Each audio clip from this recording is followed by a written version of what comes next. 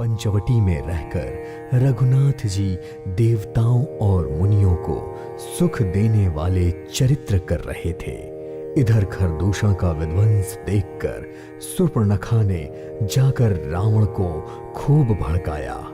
वह क्रोध करते हुए बोली, तूने देश और खजाने की सुध भुला दी है। बस शराब पी लेता है और दिन रात पड़ा सोता रहता है। तुझे खबर नहीं है कि शत्रु तेरे सर पर खड़ा है।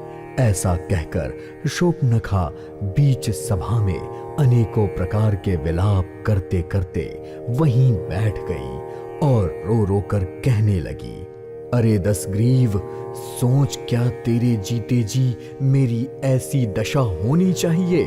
शूर्पणखा के यह वचन सुनकर सभी सभासद अकुला उठे। उन्होंने शूर्पणखा की बांह पकड़कर उसे उठाया और समझाने लगे।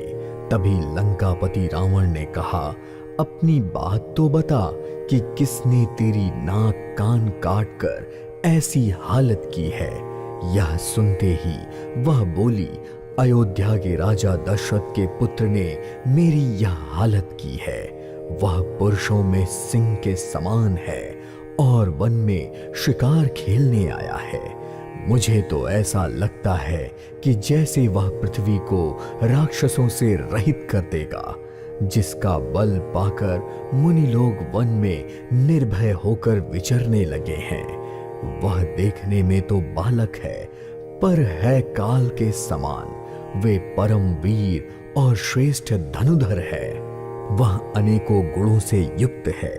दोनों भाइयों का बल अतुलनीय है। उसके साथ एक तरुणी सुंदर स्त्री भी है। विधाता ने उसे ऐसी रूपवती बनाया है कि करोड़ों रति भी उस पर न्यौछावर हो जाए। उन्हीं के छोटे भाई ने मेरे नाक कान काटे हैं। जब मैंने कहा कि मैं तेरी बहन हूं, यह सुनकर वे सब मेरी हंसी उड़ाने लगे। मेरी पुकार सुनकर खरदूषण सहायता करने के लिए आया, पर उन्होंने क्षण भर में उनके साथ साथ सारी सेना को भी मार डाला। खरदूषण त्रिशिरा के वध की खबर सुनते ही अचंभित हुए रावण के सारे अंग में आग सी धधकने लगी। पर उसने धैर्य के साथ शूर्पणखा को समझाया और बहुत प्रकार से अपने बल का बखान किया और अत्यंत चिंतित अवस्था में अपने महल में आ गया। उसे रात भर नींद नहीं आई। वह मन ही मन सोचता रहा, देवता, मनुष्य, असुर और नाग में ऐसा कोई भी नहीं है जो मेरे किसी भी सेवक को छू भी सके। और खरदूषण तो मेरे समान ही बलवान थे। उन्हें सारे जगत में भगवान के सिवा कोई मार नहीं सकता। यदि पृथ्वी का भरण हरण करने वाले भगवान ने ही मनुष्य के रूप में अवतार लिया है, तो मैं अवश्य ही उनसे हठ पूर्वक वैर करूंगा और प्रभु के बाण के आघात से अपने प्राण त्याग कर भव सागर से तर जाऊंगा।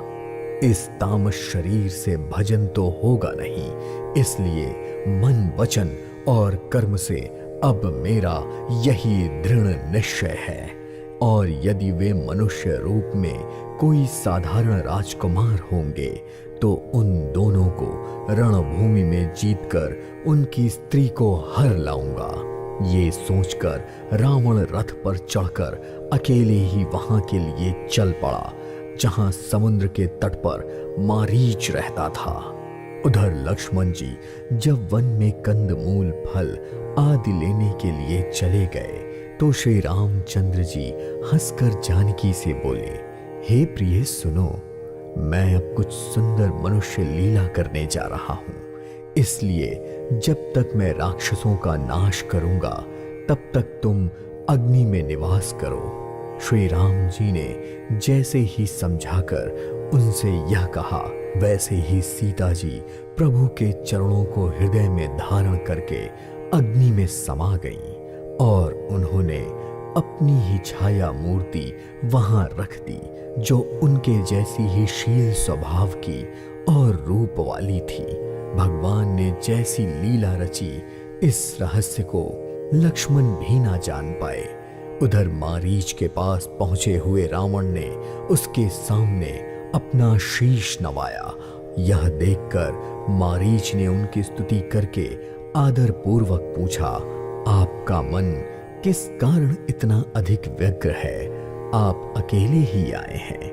यह सुनकर रावण ने सारी कथा अभिमान के साथ उससे कह डाली और फिर बोला, तुम छल करने वाले कपटी हिरण बन जाओ, जिससे मैं उस राजवधू का हरण कर सकूं। यह सुनते ही मारीच बोला, हे दशाशीष सुनो, वे मनुष्य रूप में चराचर के भगवान हैं, उनसे बैर मत लो। सबका जीवन और मरण उन्हीं के अधीन है। यह वही राजकुमार हैं जो मुनि विश्वामित्र के यज्ञ की रक्षा के लिए गए थे।